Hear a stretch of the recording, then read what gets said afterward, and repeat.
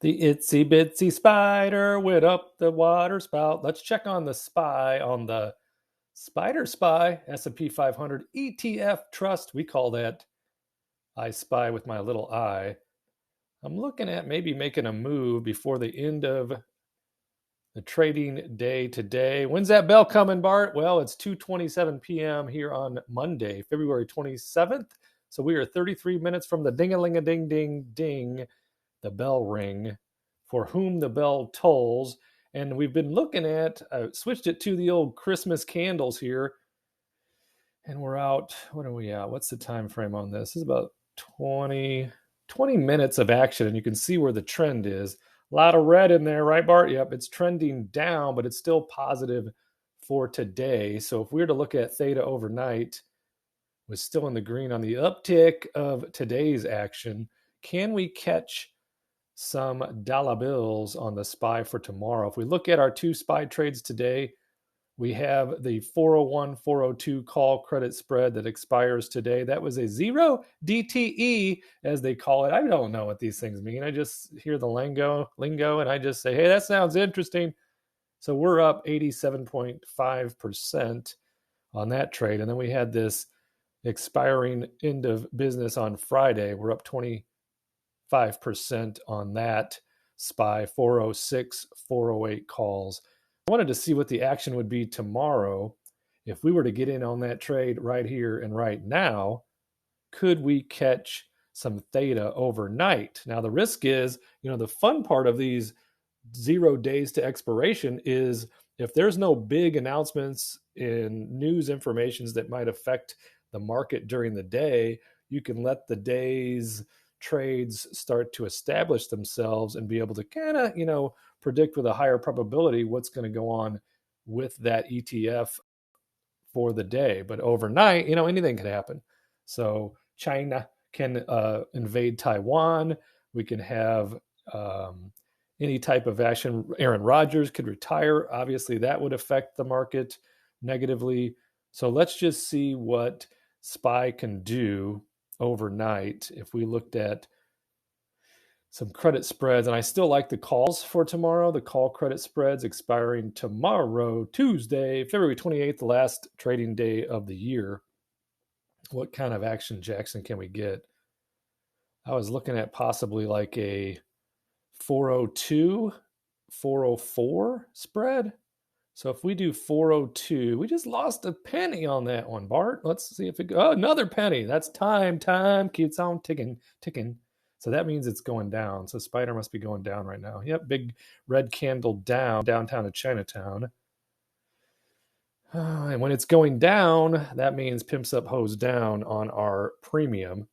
So our 42 or 402 strike price is now at 24 cents because the probabilities of the algorithms is saying that it's starting to trend down. So maybe this call spread, which is aka a vertical spread, aka a bear call spread. And the reason that it's a bear is we don't think that SPY is going to come up and go positive up through this 402 strike price tomorrow. It's currently at 397.36, up a quarter point today. So if we go here 25 and then we sell a call, 2 strikes up at the 404 at 9, the difference is 16 cents, okay?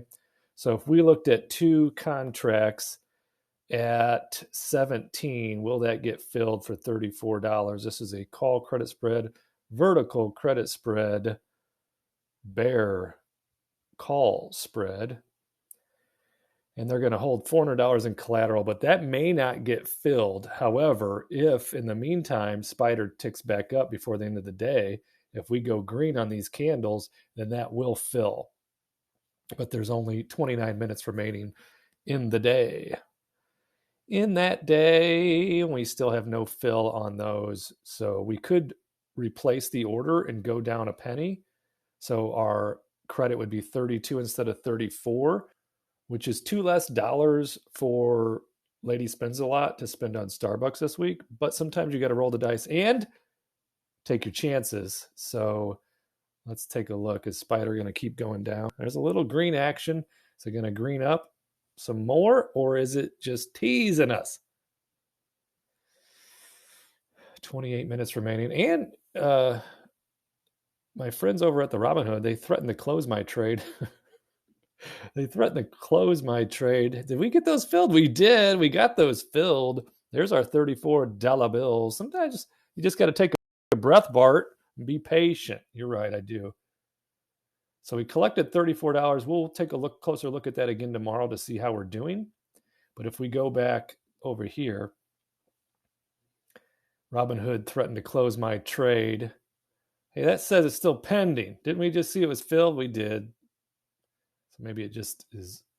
Oh, look, we're showing us at 100% profit on today's expiring spread. So they can close it whenever they want. But what I was telling you is they threatened, they said, hey, we may close this trade for you because it's really close to the money. It wasn't. I don't know if it was the robots looking or some propeller head. But luckily they didn't close it early because they sent me that message when it was at like 87.5%. Now it's at 100% profit, and it hopefully will stay there. The only concern would be is if SPY started to go back up. And based on this trend, it is not going to do so between now and 3 p.m. according to the Central Standard Time. So tomorrow, what I want to look at with you is I want to look at a couple of my sweethearts, Blackstone being one of them.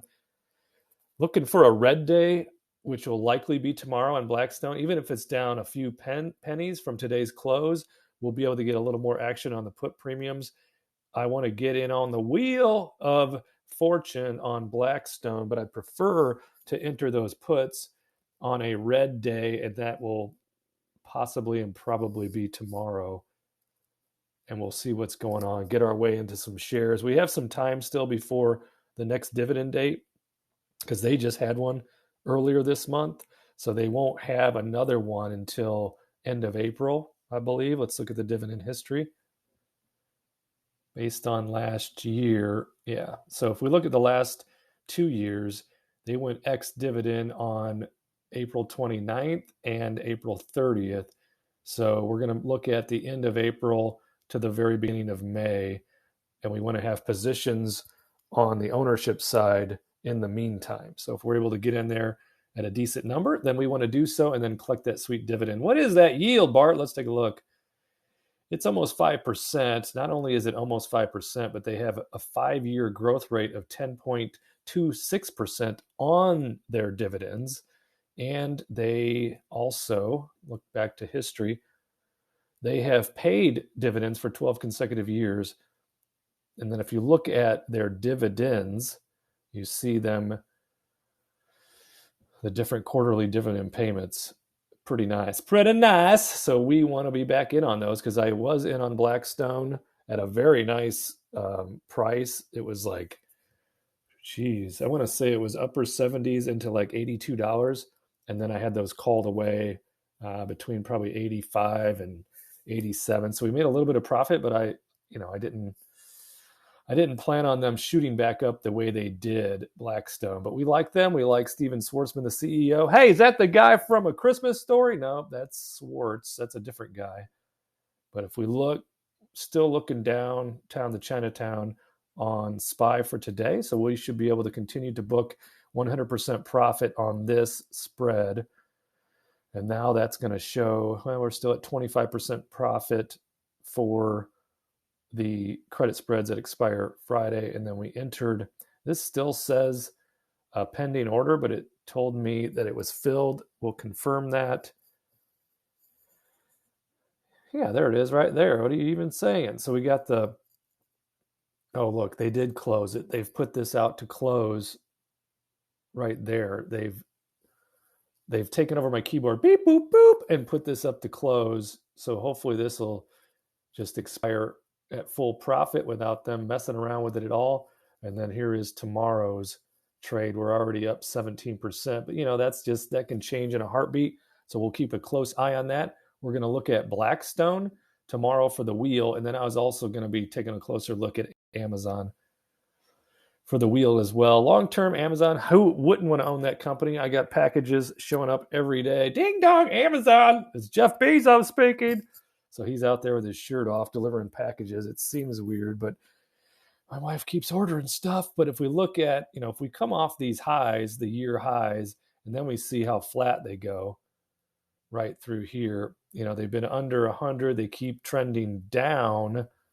And if you look at their moving averages, they're down at the bottom of moving averages. So that might be a good entry point for us as far as making some premium on the puts and then spinning that wheel of fortune. Wheel of fortune. And we have a couple Blackstones right there expiring this week. And right now we're at 54% profit and 52% profit. But kid 3 will be home any minute, and we're going to head on over to the gym. So I'm going to let you go for now. Please subscribe, like, comment, share with a lovable friend, and I will see you, when, in the next video.